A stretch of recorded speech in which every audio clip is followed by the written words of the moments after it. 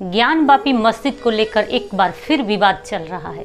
पुरातत्व विभाग ने इसका सर्वे कार्य पूरा कर लिया है। आओ जानते हैं कि क्या है ज्ञानवापी मस्जिद के विवाद का इतिहास। शिव मंदिर होने का दावे पर क्या कहते हैं प्राचीन ग्रंथ और शोध इतिहासकारों का मानना है कि 1194 में मोहम्मद गोरी काशी स्थित मंदिर को लूटकर तुड़वा दिया था।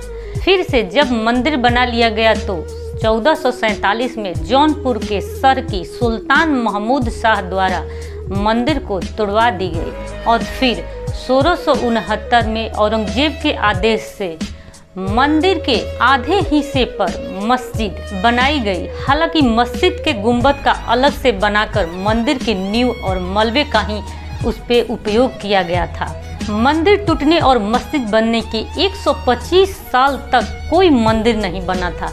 इसके बाद साल 1735 में इंदौर की महारानी देवी अहिल्याबाई ने ज्ञानवापी परिसर के पास काशी विश्वनाथ मंदिर बनवाया।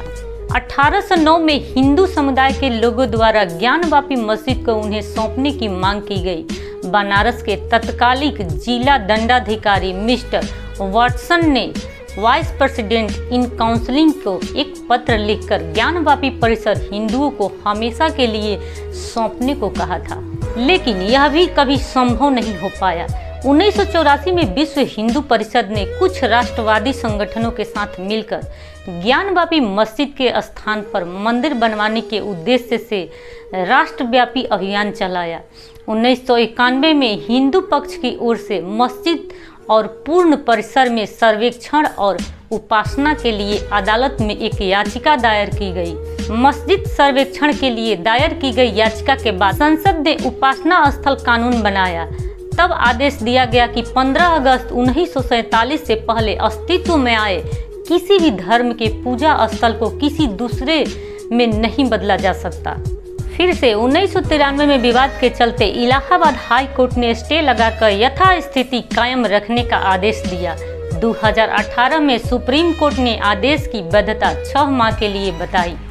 2019 में वाराणसी कोर्ट में फिर से इस मामले में सुनवाई शुरू हुई। 2021 में फास्ट ट्रैक कोर्ट ने ज्ञानवापी मस्जिद के पुरातात्विक सर्वेक्षण की मंजूरी दी। 2022 में कोर्ट के आदेश के अनुसार ज्ञानवापी मस्जिद के सर्वे का काम पूरा हुआ। हिंदू पुराणों के अनुसार काशी में विशालकाय मंदिर में आदि लिंग के रूप में अभिमुक्तेश्वर शिवलिंग स्थापित है। इसका उल्लेख महाभारत और उपनिषद में भी किया गया है। ईसा पूर्व 11वीं सदी में राजा हरिश्चंद्र ने जिस विश्वनाथ मंदिर का जीर्णोद्धार करवाया था, उसका सम्राट विक्रमादित्य ने अपने कार्यकाल में पुनः जीर्णोद्धार करवाया था। शिव पुराण और लिंग पुराण में 12 ज्योतिर्लिंग के बारे में उल्लेख मिलता है, जिसमें काशी का ज्योतिर्लिंग प्रमुख माना गया है। भगवान शिव के त्रिशूल की नोक पर बसी है शिव की नगरी काशी। भगवान शंकर को यह गद्दी अत्यंत प्रिय है, इसलिए उन्होंने इसे अपनी राजधानी एवं अपना नाम रखा काशीनाथ। विष्णु ने अपने चिंतन से यहाँ एक पुष्करणी का निर्माण किया और लगभग 50,000 वर्षों तक ये यहाँ पर घोर तपस्या करते रहे। पतित पावनी भागीरथी गंगा के तट पर धनुषाकारी बसु हुई है, जो पाप नाशनी है। कथित मस्जिद और नए विश्वनाथ मंदिर के बीच 10 फीट गहरा कुआं है, जिसे ज्ञानवापी कहा जाता है। इसी कुएं के नाम पर मस्जिद का नाम पड़ा। स्कंद पुराण में कहा गया है कि भगवान शिव ने स्वयं लिंगाभिषेक के लिए अपने त्रिशूल से ये कुआं बनवाया था। कहते हैं कि कुएं का जल बहुत ही पवित्र है, जिसे पीकर व्यक्ति ज्ञान को प्राप्त हो जाता है। ज्ञान यानी बोध होना और वापी यानी जल। यह भी कहते हैं कि शिवजी ने यहाँ अपनी पत्नी पार्वती को ज्ञान दिया था, इसलिए इस जगह का नाम ज्ञानवापी या ज्ञान का कुआं पड़ा। ज्ञानवापी का जल श्री काशी विश्वनाथ पर चढ़ाया जाता है। सबसे महत्वपूर्ण बात, ज्ञानवापी मस्जिद का आर्किटेक्चर मिश्रण है। मस्जिद के गुंबद के नीचे मंदिर के स्ट्रक्चर जैसी दीवार नजर आती है और मस्जिद के खंभे भी हिंदू मंदिर शैली से बने हुए हैं। दूसरी बात, काशी विश्वनाथ मंदिर के तोड़े गए हिस्से में मंदिर के चिन्ह और गर्भगृह में शिवलिंग होने की बात उठती रही है। British library, London library of Congress, Washington J Paul Getty museum, California इत्यादि में विदेशी फोटोग्राफरों द्वारा सन 1859 से 1910 के मध्य के लिए गए ज्ञानवापी की अनेक चित्र संग्रहित है।